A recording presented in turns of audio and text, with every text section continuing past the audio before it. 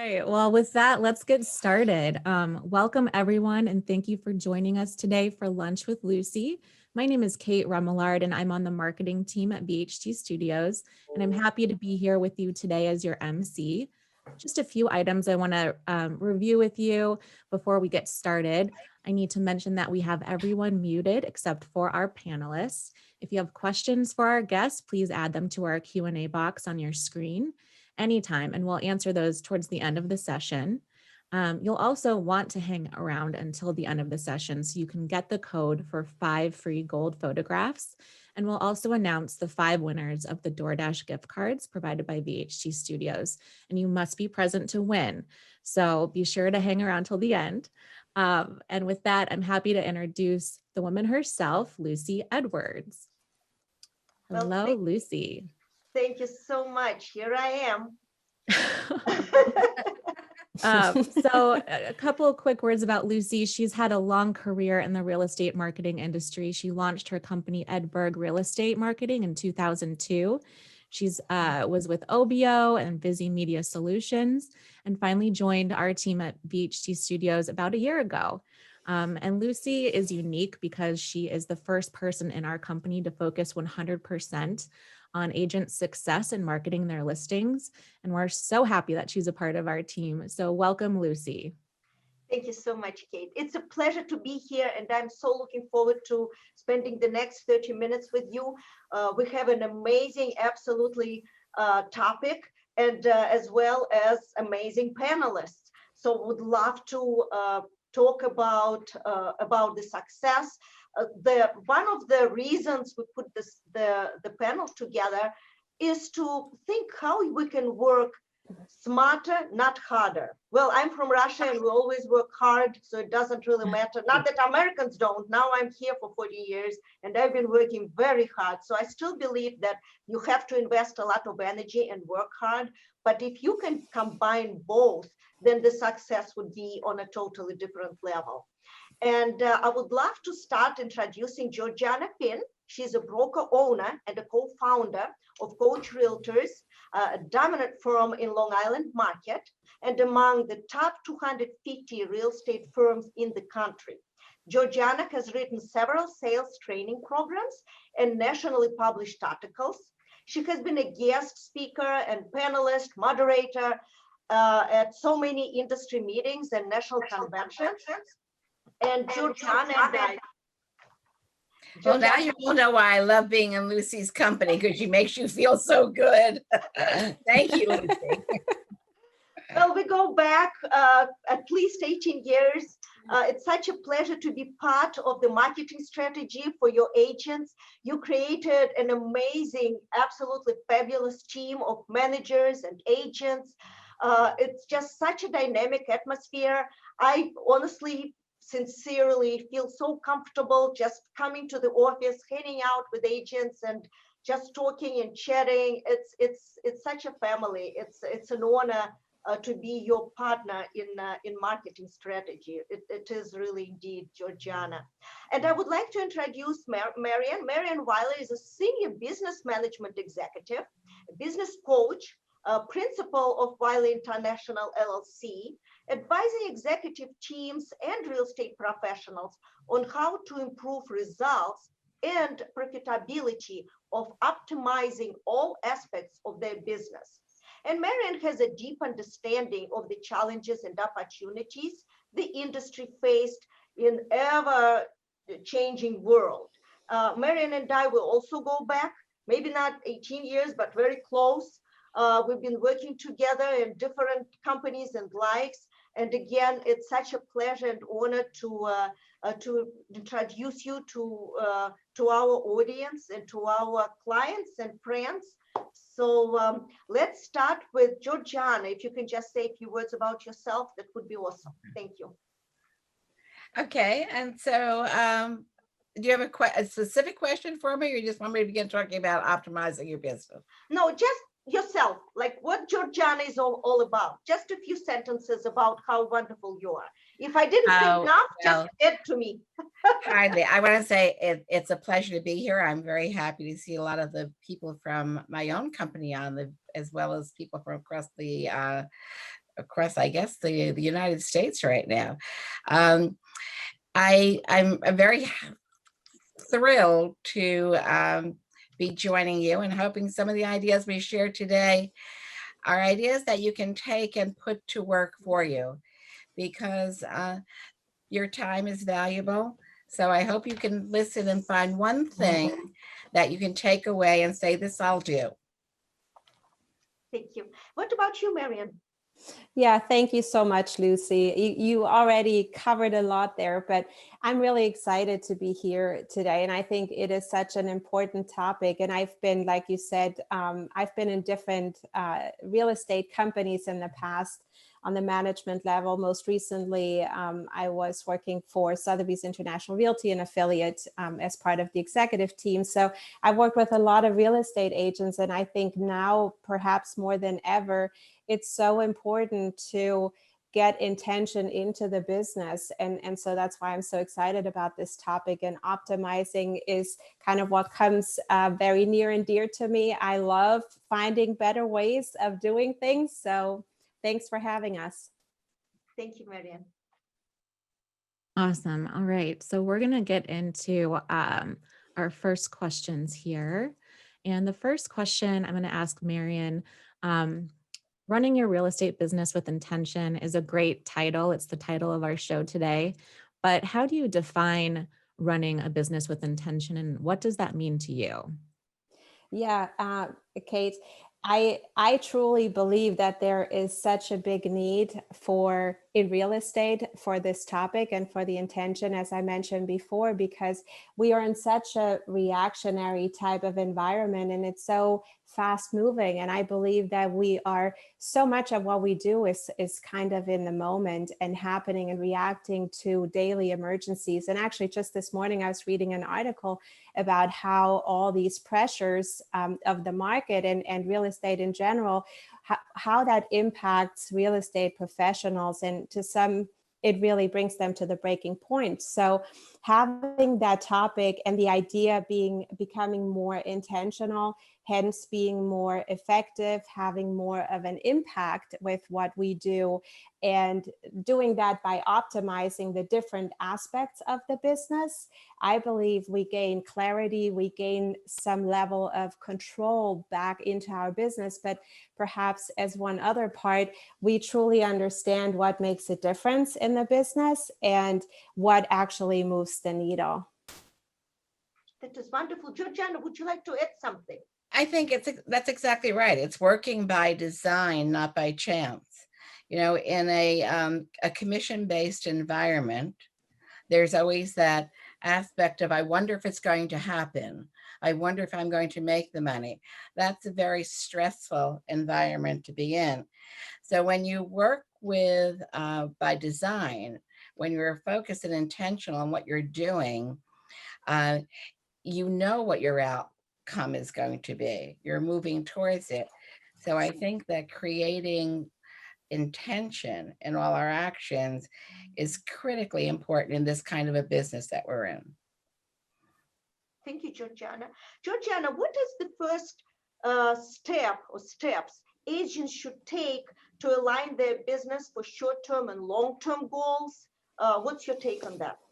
I think it goes right back to what we just started talking about, is working by design, not chance. In my experience, I've been very fortunate over the 55 years that I've been doing real estate. My business is growing careers and helping people grow their careers more than it is at this point in my life of working with the real estate properties themselves. And the most important thing I've seen is that a lot of agents work without a written business plan. They're running a business, but without a written business plan. And I think there are a lot of very good reasons why they do not take the time to sit down and write a business plan. One is they're afraid of failure.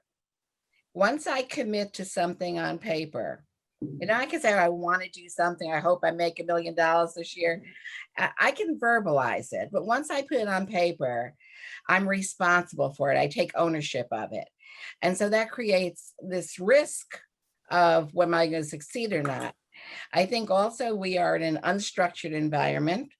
And one of the things that attracts people to real estate is the freedom, the freedom of flexibility of time. And so they're afraid that a business plan is going to become restrictive and is going to be limit what they can do instead of freeing them up, which in fact it does. And then sometimes they just don't know how to do it. If you get a book on business planning, it's very complicated. There are lots of words, objectives, procedures, tactics, and it's overwhelming. So I think that if I could share something with all of you today, if you do not have a written business plan, commit to having one going into the new year and take this end of year period to write it. And I'll give you a simple formula, all right? If you have a pencil, write it down. It's G plus P plus A plus E equals S.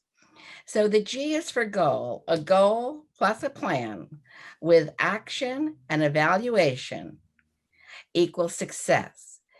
So write down what you want to accomplish and quantify it. If I need to send someone to college, I need the money for it. If I want to be the best agent on earth, I have to figure out what the best agent earns, but quantify that goal. Then write down the actions, the steps you will take to reach that goal. Next part of the plan, goal plus plan, that's your plan, what you're going to do. Action, get up in the morning and do it. Take out that plan every day, every week, look at it, and do what you say you're going to do. And then periodically, I would think every month at least, you sit down and analyze and evaluate. Is it working? Is it working? What I'm doing moving me towards my goal? And if you do those things, I think you can create a very simple business plan. In business plan, I'm going to tell you, don't go it alone, ask for help. Ask for help in your goals you set yourself, but your actions, your plan, you need help. Ask anyone for help, go to a good source for help. And then I'm going to share your plan with someone who wants to see you succeed. When you share your plan with someone, you create a personal accountability that'll help keep you on track. So that's be focused, work by design, not by chance. That is fabulous. I actually have to put together a business plan myself, and I was always self-employed. I report to myself. So my business plan that I did put together, but if I kind of like tweak it in 2 months and 3 months, and then really tweak it in another 6 months, it's okay. Now I am accountable at VHT Studios, so I'm very nervous, but thank you so much. I'm going to. The psychologists say, I'll tell you, Lucy, what you just said. If you put something in writing, it will become reality. It's just a question of when it'll happen, how long it will take. So you see, putting it down works. I sure will do that. Anything you would like to add, Marian?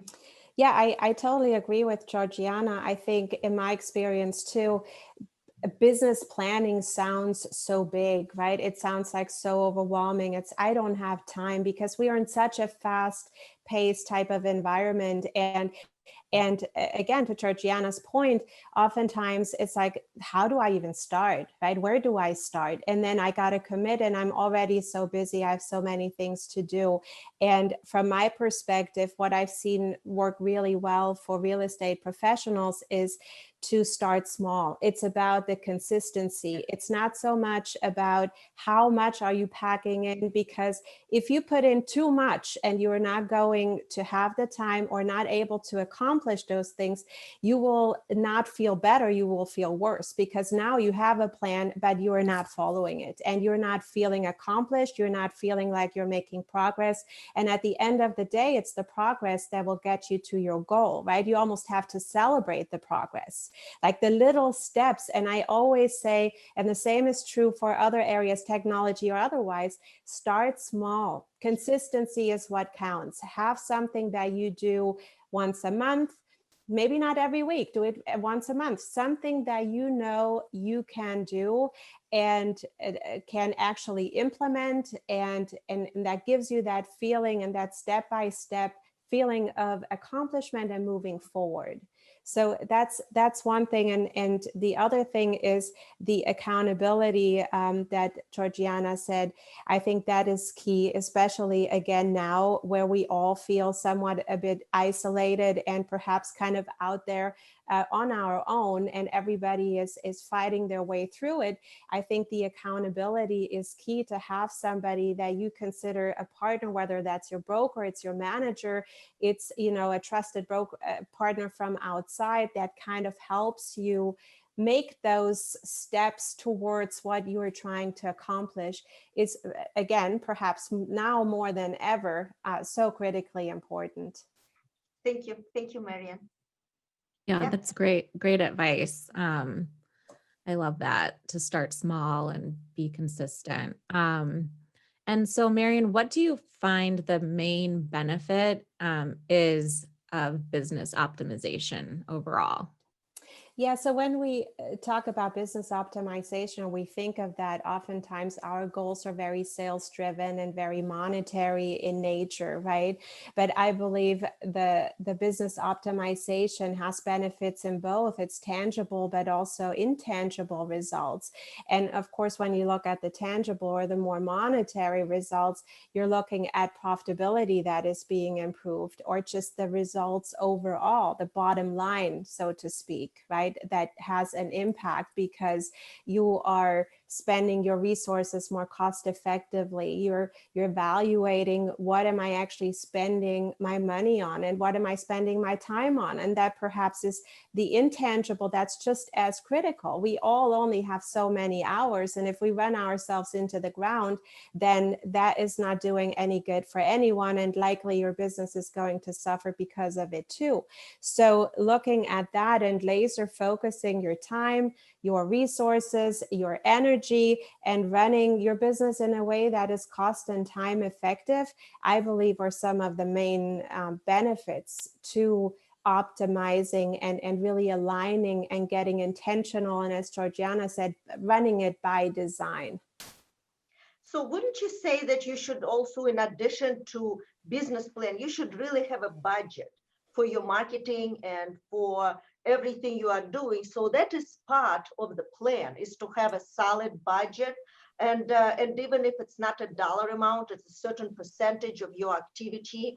And once you have the business plan, you create that. So it's just easier for you to run through the year.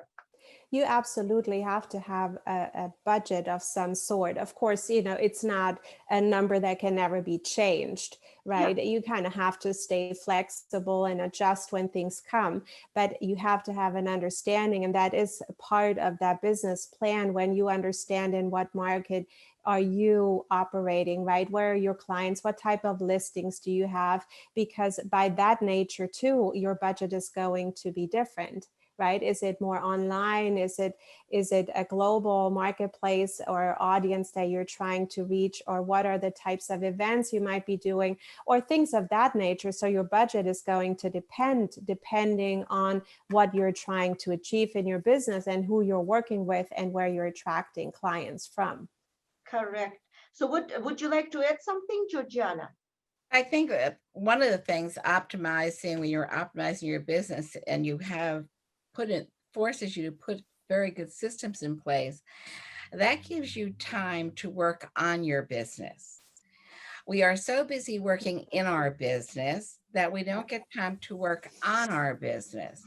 So when you optimize your business, you are then getting to the point where you have the time and the mental energy to evaluate your business, and that gives you an opportunity to run a more robust business, more actual business itself, and it gives you a chance to remain current, to grow, because you then start looking at where are the areas that I can do better, and that takes time.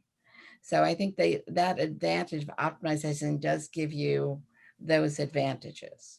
I just love your expression of mental energy. Yes. because sometimes, you know, we talk about the energy and positive energy and physical energy, but mental energy. Yes, thank you so much, Georgiana. Which I would like to ask you, how do you leverage your sphere of influence to help agents in their ups and downs, not just in a business, but let's say if something is going on in their family or they just feeling low, how you work with your agents and around what's happening, not just in COVID, but just in general? Well, begin with to leveraging out your sphere of influence. All right. I just finished a training course with a group of new agents, and they're starting from ground zero. And I said, what you'd like to do is know that 3 years from today, your business will change from where you are now to going out and seeking business and making business, finding business, to 3 years from today, business will be driven to you. 90% of what your business will be coming to you instead of you're going out and beating the bushes for it. All right. You're doing a different prospecting, but a different kind of prospecting. So I think the sphere of influence should be the most powerful source of business for you. And your sphere of influence can drive business to you. You have to ask your sphere of influence for business. It's not going to just happen. Just because they know where you are and what you're doing, you're great. They won't automatically send business to you. So you have to create a method that you use for going out and asking for business. You have to make it easy and teach them how to refer business to you. Make it easy. And then you need to recognize them and thank them in a very public way for sending you business. So one is your sphere of influence sending business to you. The other way is for your sphere of influence to build your stature in your business community. And that's by recommendations. Third-party endorsements of what you're doing are more powerful than anything you do to blow your own horn. Let someone else blow it for you. So our biggest group of buyers and sellers right now are the millennials. And you know, the millennials rely on recommendations for everything. I had said to Lucy last week, they won't even go out to a restaurant for a simple meal unless they look up what did everybody else who ate there said about it. Well, you know, they're doing the same thing online to you. So if you're putting all this business into being online and having a great presence, you have to make sure that you have recommendations there, that people will find what others have said about you. So create a system whereby the people who know you and love you, respect you in business, who've done business with you, make it easy for them to give you robust and meaningful recommendations. And then you find a system for publicizing that, for making what they're saying about you public. We say, run it up the flagpole. And so I think that optimize your sphere of influence is looking at those two areas, referrals and recommendations. Thank you so much. Would you like to add something, Marion? Yeah, I think the repeat and referral business is perhaps the best way of marketing in a way. And in my experience, what I've found is that because there's so much going on, sometimes we're too focused on the to-dos and the transactions versus the relationships, when really the relationships is what matters. And so, you know, staying in touch and genuinely caring for your clients and for people that are there. And so again, it comes kind of back to the relationships, but just looking at it from the other side. And I've personally been so many times in a position where I moved, where I needed a house and a realtor and other, you know, recommendations for other services. And I believe important decision, having someone being referred to me, I'm literally looking for those referrals. And I'm hoping somebody can say, you know, you moved to wherever, New York, or you're moving to Connecticut, or wherever the case might be. I'm looking for those referrals. So stay in touch with your clients and with your community, and really provide that value, because that is what others are looking for. They don't want to go through the online, any kind of pages trying to find a realtor. So we are running out of time, and we still have some questions and some comments, and actually questions from the audience. So let's just keep it very, very short to one sentence. I'm the one who don't keep my mouth shut. Very, very quickly to Marion, right? Marion, what are the steps an agent can take to become an intentional with their business as far as strategy and effectively utilizing their resources? One sentence. Yeah, so the first step is getting really clear on the goals and the direction you want to take your business, and literally taking inventory. And from there, you can develop your roadmap and then track the progress, track the results, and see what's happening, what's not, and adjust it where needed. So Georgiana, what do you recommend for agents to stay focused and positive? I kind of combined it with the previous one, but I'm coming back to it. Focused is very important, in my opinion. Focus, I think all we talked about is business planning will help keep you focused if you keep going back to it and looking at it. Staying positive is a real issue. We exist in a very negative environment, certainly right now with the COVID and the election going on. Wow, I mean, it's really coming at us. So I think you need to keep yourself future focused. Expect good times, expect good results. Surround yourself with positive people. Marian said, reward yourself. You do take care of yourself, reward yourself. When you get it done, when you get the job done, give yourself something that's meaningful to you, whether it's a half hour away or a little gift. Do reward yourself, and it'll help you stay positive. Thank you, Georgiana. Thank you, Marian. Awesome. So let's go to some questions from the audience. And this first one kind of relates to what we were just talking about. Joanne is wondering what you see as the best way to remain relevant with your buyers and sellers in this unusual environment. I think that if you have a really good CRM and you have the technology, you have a very good CRM, and you can provide relevant, actionable content to your client base on a regular basis, that's great. I think it should be easy for them to get information from you. And the things that are important to them, information that they can use in their real estate needs and in their life. Very good. I would double that and actually really focus on providing the value. I think that's what really matters right now and ever, really, in a way. It's making sure that they gain the value. You focus on the benefits for them versus the features that you might offer. Susan is asking, please share concrete tips to optimize business. So, Georgiana, you want to take, or you want? No, I don't want you to do it. Go ahead. I'll take notes.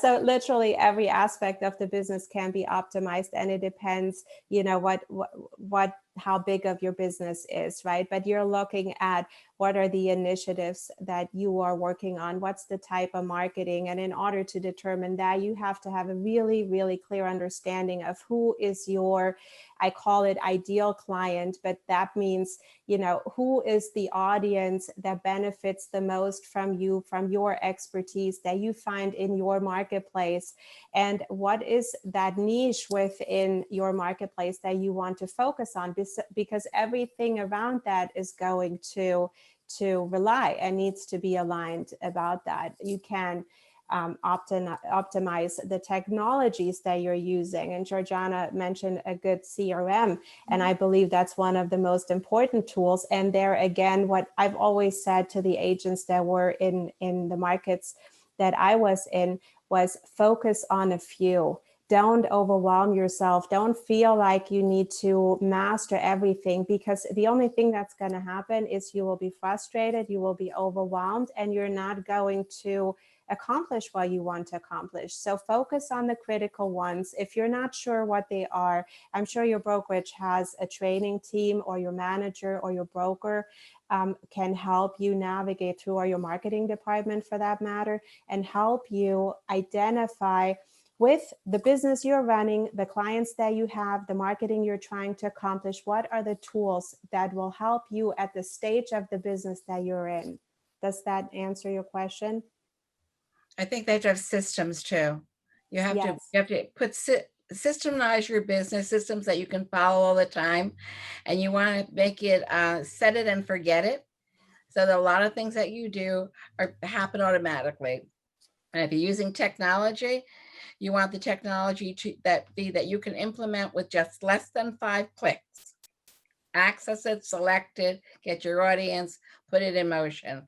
I know we spend a lot of time in our company creating a back office system, so the agents have systems in place and they can optimize their time. I think systems are important. So That big one. Let's try to do one more question. I think this is a really good one. What would be your advice for the best investment for a new agent that is creating their first plan as far as prospecting? great question. For prospecting is identifying their sphere of influence and doing the context they need for the sphere of influence to realign their thinking about that new agent from how they knew them currently to thinking of them as a well-positioned, high-functioning realtor, and working that channel with their sphere of influence. We have some comments. Ladies, you are terrific. This was helpful, so positive, great motive, inspirational information. So thank you so much. Thank you. Yeah, so we're going to wrap up here. Let me just get to the Lucy, right. thank you very much for the invitation to join you for lunch today. It's a pleasure. Thank Oh my you. gosh. Thank you guys. Thank you, Georgiana and Marian, for sharing your knowledge and insights. It was very, very informative. And we appreciate you taking the time to be with us. And be sure to visit vht.com/learn to register for our upcoming Lunch with Lucy's. Our next one's on November 11th, and we're speaking with industry thought leader, Chief Creative Officer for Howard Hanna Rand Realty, Joe Rand. You won't want to miss that. We're gonna say goodbye and ladies. thank you.